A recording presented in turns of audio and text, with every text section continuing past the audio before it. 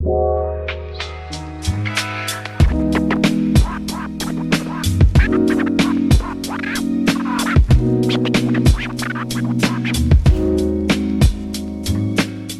going on, guys? This is the first episode of the FNCS Invitational recap that I'm going to be doing every single day for all these tournaments. So twice a week, I'm going to be doing these, one for the first day, one for the second. This is basically just going to be a catch-up of what happened the previous day. So if you haven't watched any of it, you can get caught up here. If you haven't yet, please go and check out the official broadcast and support them. We want to make sure they're doing as many good broadcasts as possibly can. So it's twitch.tv/Fortnite. Go and check that out to make sure. So let's do a little bit of roundup of the format because it is a little bit confusing. Essentially, there was 400 people who have qualified from the grand finals already through squads, trios, and duos. So these were not playing. There's 100 selected invites as well. So these are people who have accepted have not been playing. So there's roughly around 500 people. We'll see. We don't actually know the numbers yet. 500 people who have already been qualified who are not going to be playing this. Like I said, there's 20 games, 10 yesterday, 10 today. That's simply it. Top 100 get to qualify through. It's roughly top 100 because I get, like I said, all of the double qualifiers, but we don't have a full list of that yet, an official list of how many. So top 100 could qualify, top 200 could qualify. We're gonna find out tomorrow, and I'll be sure if that's out, I'll put that in tomorrow's videos. Big shout out to JCow who pulled together the format sheet, the little infograph that you're seeing on screen right now. I'm gonna put it in the description if you just want to see the rest of it. Okay, so just for today, I'm just gonna go through EU and NA East. Just because I want to test out this format, I want to see how it goes down, and I want to see what I can fit into the time period. So I'm not going to be going over any West or any of the smaller regions, so just EU and NA East. Okay, so I'm just going to start off with EU. So in first place with 308 points, we have CoolestCarrot. Cool name, even cooler gameplay.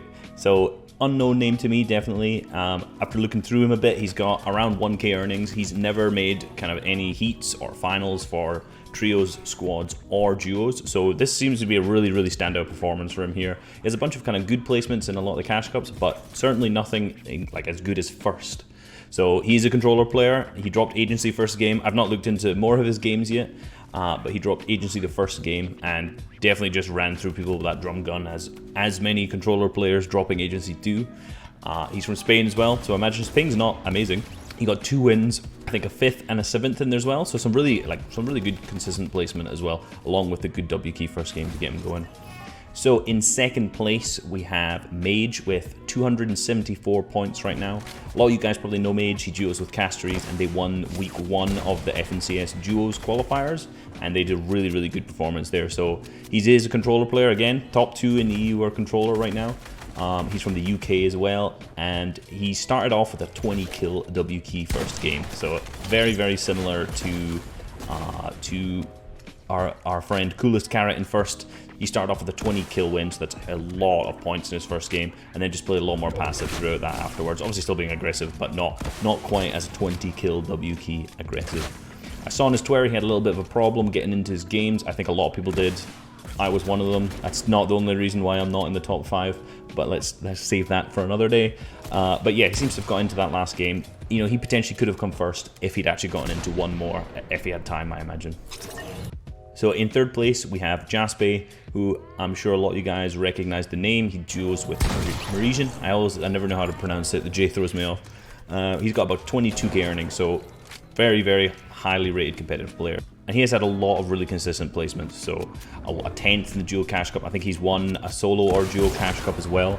So this is a really strong contender here. I'm actually quite surprised he hasn't made heats or finals in any of these kind of trios, squads, or duos so far. But he was really consistent in the FNCS qualifying weeks. He was kind of averaging between 50th and 100th in semis every single week. So in fourth, we have, I'm going to try and pronounce it as Exterios. I'm just going to go with that. People with their difficult names to pronounce. I'm sure mine's not any better. So he got about 7k earnings. He's a controller player again, so that's 3 out of 4 so far.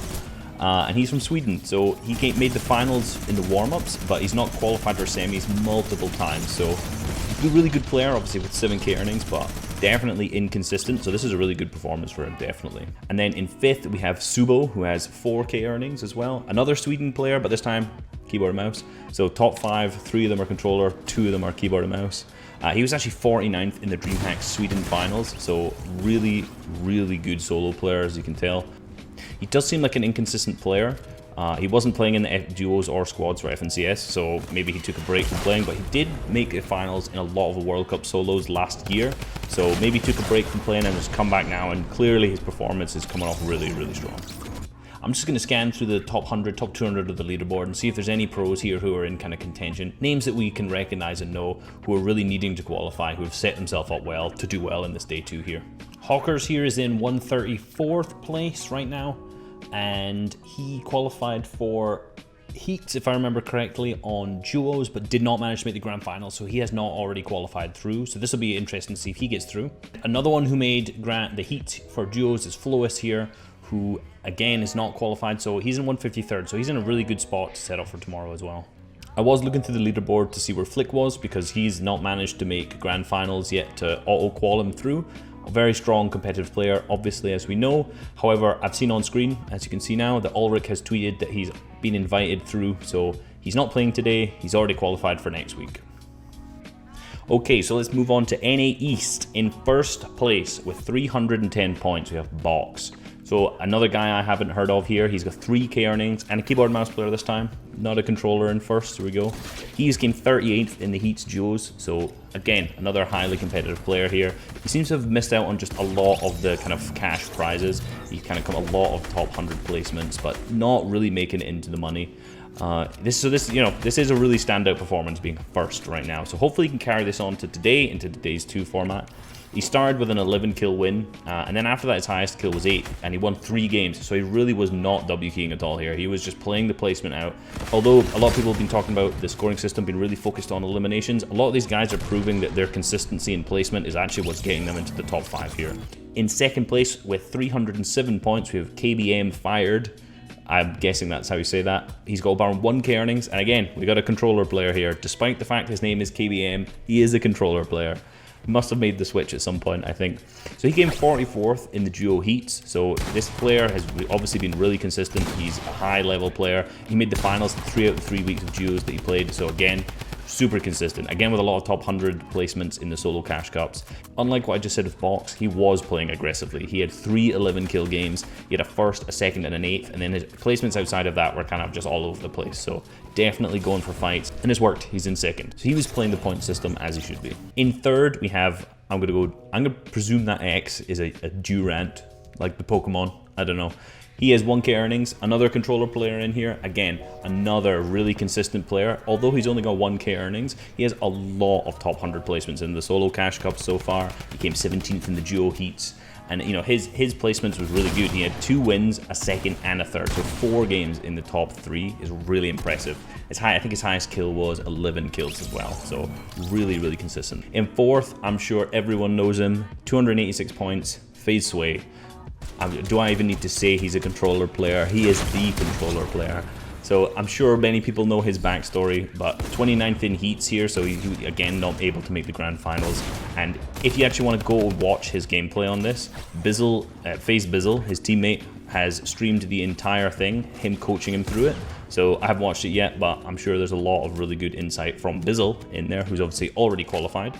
So I think he had 2 really high kill games, having one 16 kill game, which was a win, and then another 13 kill game. So really high kill games, as I'm sure Faze is really known for. He's been performing really well in a lot of these solo competitions lately, so I'm excited to see how he does today in the second day as well. And if you see on Twitter, he did not get into his last game because of some loading bug, which is a fantastic clip, very funny. I'm really glad it didn't mess him over in terms of he kind of dropped out of top 100 placement, because that would have been really bad. But funny clip to look at, but he potentially could have come first if he was able to get into that last game as well. And in fifth, we have Einsight. Certainly a player I've never heard of. 0 earnings. So this is the first out of our top 5s who has 0 earnings, which, hey, everyone can pop off. Everyone can have these tournaments. Obviously, a lot of the kind of top players aren't playing, but fifth right now is a really good position. Really good position to be in. He's a keyboard mouse player, but although I'm saying he has 0 earnings, he has a bunch of top 100 placements. A lot. He seems to have just been out of this cash threshold a lot. If we had a kind of a bigger prize pool, say top 200, he would definitely have a lot more earnings in here, but unfortunately not. So he's really consistent, and his gameplay showed that. He was super consistent in these matches. He had 5 games that were in the top 5. 5 games were in the top 5. That's such good placement points, and 2 of these were wins as well. 7 eliminations was the highest amount that he got in a game. The points are clearly weighted towards eliminations. Everyone's complaining about this, but this guy has not been W keying. He's been playing super consistently. 5 games top 5, remember, and he's in 5th right now. I'm really excited to see how that playstyle continues on today as well. So just some honorable mentions going out of the top 10. Innocence in 8th here. I'm sure a lot of you guys know him. He made heats in pretty much everything, but has not made it into grand finals yet. Super consistent player, but obviously just not managing to auto-qualify, unfortunately. I'm pretty confident that Innocence will make it into the next round through this, based on his performance so far. In 46th, we have OT Spade, who was 29th in the heats for duos. He made heats for squads and trios, but didn't make grand finals at all in either of these. So again, not auto-qualled. And in 150th, we have Faze Tilt, who I'm sure is another name that a lot of you guys know. Didn't make duo heats, didn't make squad heats, but made trio heats. So not very consistent here. He's on the edge right now. He's on 150th. We're thinking top 100 definitely quals. How many outside of that actually qual? He is right on the edge, but still a really good spot to set him up for the next day. Thank you guys for watching this far. I really appreciate it. I'm gonna be back tomorrow for day 2, which will be great because obviously we're gonna have the final results. So we're gonna be able to see who qualified and who didn't, because obviously right now we're just speculating. I'm trying to give some backstory on who's kind of at the top, who's looking to qualify right now, because a lot of the guys aren't known. So hopefully it's been informative on that. In the upcoming weeks, I'm really excited about the content because obviously we're going to know the pros, we're going to know how many people are going forward, who's not. So it's going to be a little bit more interesting. I know this is the first day, so this may have not been the most interesting thing. I'm just testing out this format, so please let me know what you think below. If there's anything I should include in terms of, do you want more of the wins? Do you want more of the elims? Do you want some highlights at the end here? Do you want me to go through whatever it is? Just let me know below because I'm testing out the format. I want to see how it goes down. So if you're on Reddit, comments. If you're on YouTube, comments also. Same thing. Just let me know. Hope you guys really enjoyed this. I will catch you tomorrow for day 2.